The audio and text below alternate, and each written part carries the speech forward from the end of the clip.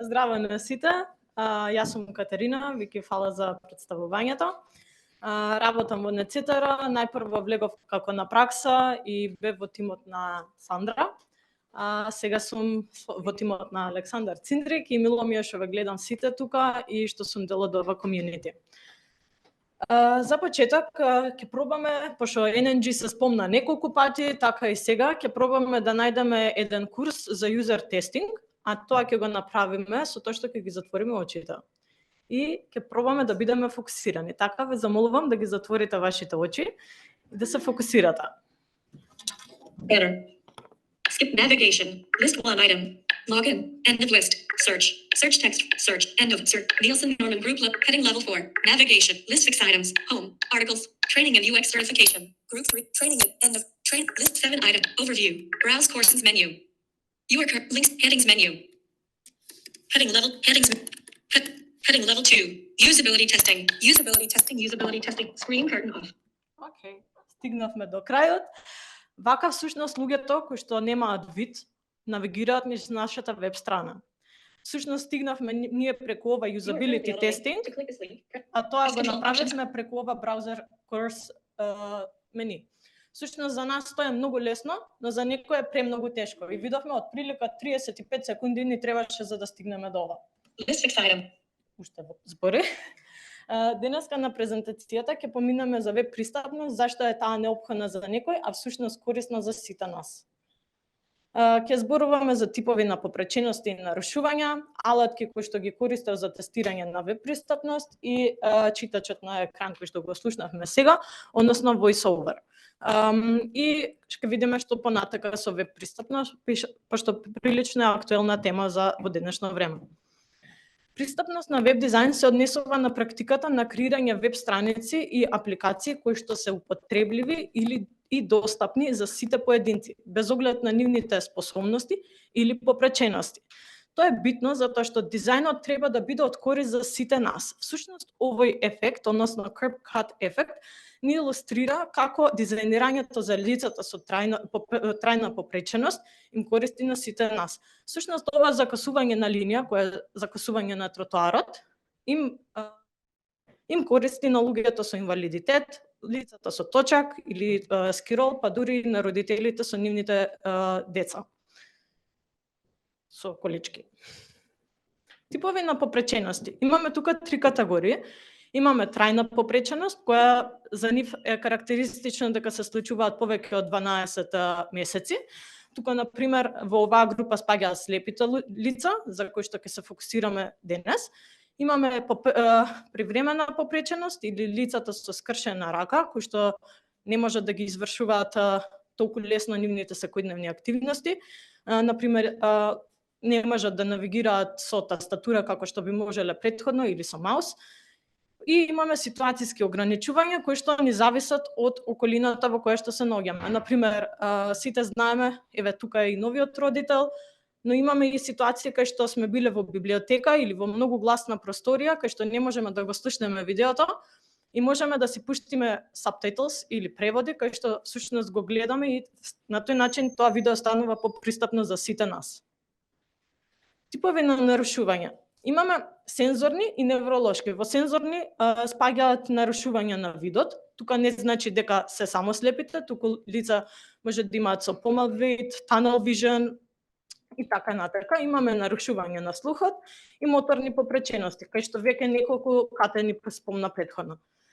Имаме во невролошки ни спаѓаат дислексија, значи тука овие лица имаат попречености и потешкоти да учат нов јазик, да читаат, текстот да го читаат и имаат потешкоти со учење.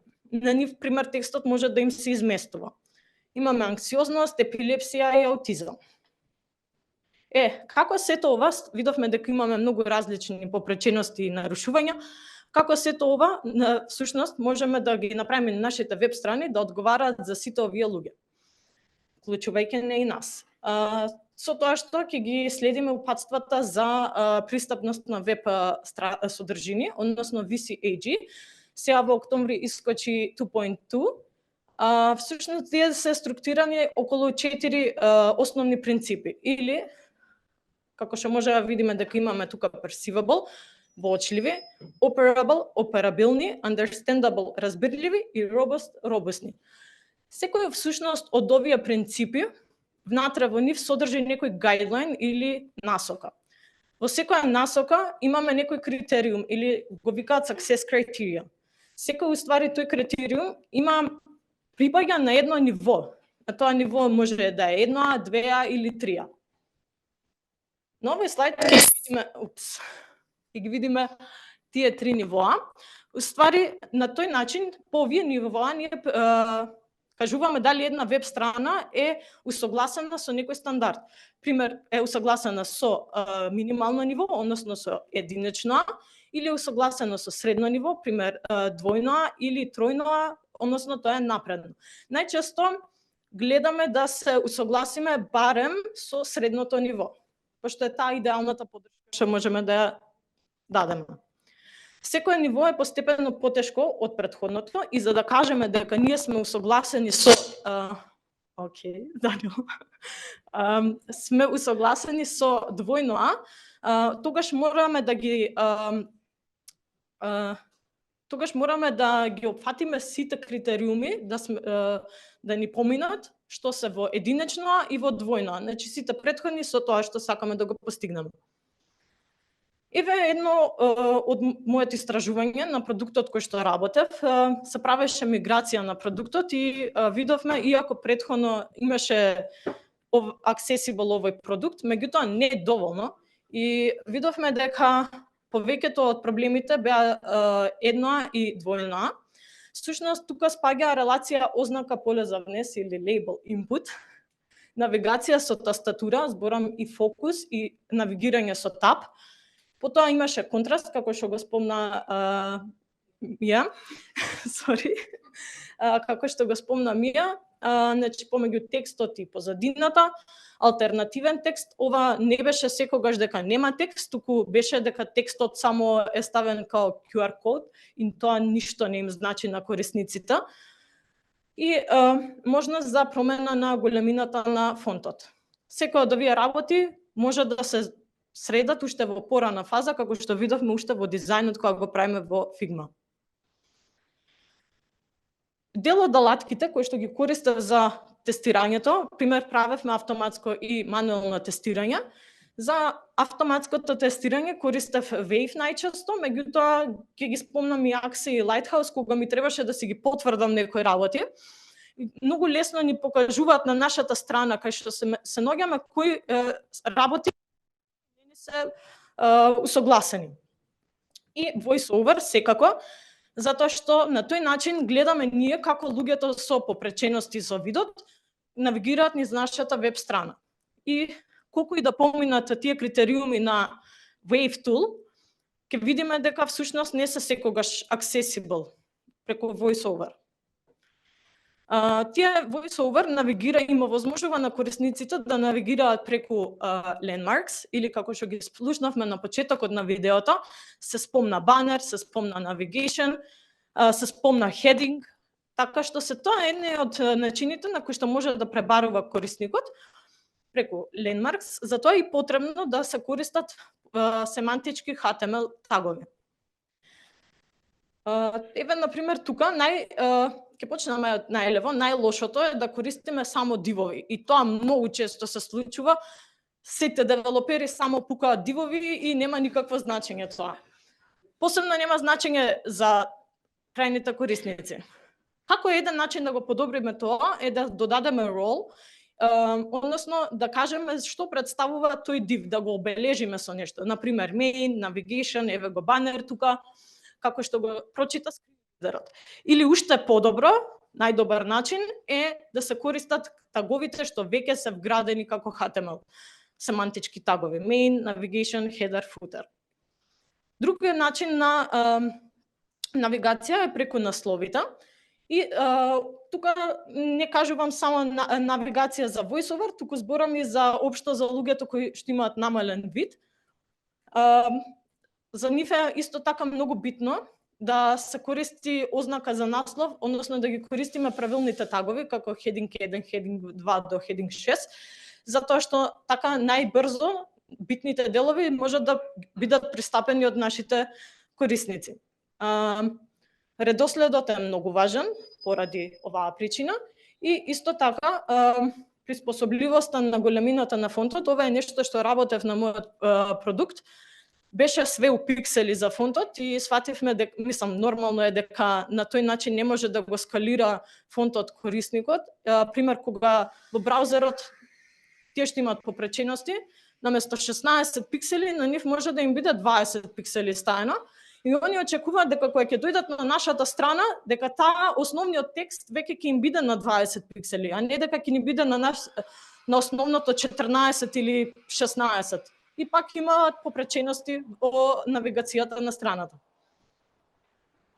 Сега имаме тука едно демо, чисто го направив за да видиме како еден скрин ридер поминува и овој пат ќе гледаме што се случува. Исто така имам поминато со навигација и со WaveTool како ги гледа работите. Не знам дали се слуша, после. Имаме skip to main, за тоа пример skip to main, за тоа е битен да имаме main tag затоа што ќе однесе директно на тој. Видовме дека submit бутонот ни го скокна, cancel бутонот дека има добар фокус. И како идеме на наредните линкови. Ова е WaveTool-от, кај што ни кажува дека ни недостасува лабела, имаме контраст лош, suspicious линкови. Ова е интересно, пошто само Wave-от мислам дека го пријави како проблем, дека не треба линковите да не се именувани како click here, туку треба да е суштинското значење што е кај ќе не однесе линкот, зашто представува и алтернатив текст на логото. Ова е само пример. И сега почнавме со скринридерот. Banner. Visited link. Skip to main Кажа content. дека сме во банер. You are currently on a link. To click this link, Кажува navigation. дека сме на линк. Visited unlabeled image. /use. Еве, затоа е битно да имаме добар алтернативен текст, затоа што unlabeled image не ни кажува нас ништо, а исто така и на овие луѓе со Color попреченост. 1 form controls menu. Landmarks. Начин на пребарување преку landmarks мени. Navigation. Complementary. You are currently in a region. Heading level 4. кажува region, Section for исто дека е paragraph. This is a landmark. paragraph. Параграф. Text на кирилица. Текст на кирилица. End of section for paragraph. Landmarks menu. Frames Навигација menu. преку Windows links landmarks, menu. Visit линкови, headings menu. хединзи. Heading level 2. Значи, колку побрз начин уствари може да пребаруваат низ страната, наместо да почне скринридерот од почеток и да ја листа целата страна, уствари они идат вака, пребаруваат, пошто иначе многу време ќе им одземе многу нормално. Heading level 1. Form Исто controls така menu. имаме за Edit форм text. контролите. Password. Secure edit. Password. Secure edit text. More content available. Овај input е поврзан со текстот доле и кажува скринридерот дека има повеќе информации. Тоа уствари овој input ни е поврзан со area described by со текстот доле. И корисникот може да си го отвори тоа мени и да прочита, односно да дознае повеќе за тоа input поле. Толку е за видеото. Видовме како скринридерот се користи. Искрено мене ми беше прилично тешко да го научам и уште не го знам затоа што има милион команди и не е само скринридерот што се користи, туку се користи Braille дисплеј, кај што од скринридерот се пренесува на него за да луѓето кои што се слепи и немаат слух да можат да навигираат низ нашата веб страна. Што понатека, всушност прилично веб пристапноста станува така атрактивен поим, затоа што имаме регулативи веќе, имаме закони кои што налагаат дека на фирмите кои што се членки во Европска унија, во земјите членки во Европска унија, дека до 28 јуни 2025 година тие мораат да ги согласат своите производи и сервиси со accessibility барем AA стандардот. Значи барем AA треба да се покрие на нивните веб страни производи. Тука уствари идејата е дека сите сме еднакви и они ги имаат истите права како што ги имаме и ние. Тука спаѓаат на пример банкарски услуги, трговија, јавните установи, транспортот и така натака. Не се работи за способностите или нарушувањата на една личност, туку за дизајнот. Всушност, лошиот дизајн е тој што невозможува. Она што е погодно за некој, од суштинско значење за другите. Толку од мене. Точно 0-0.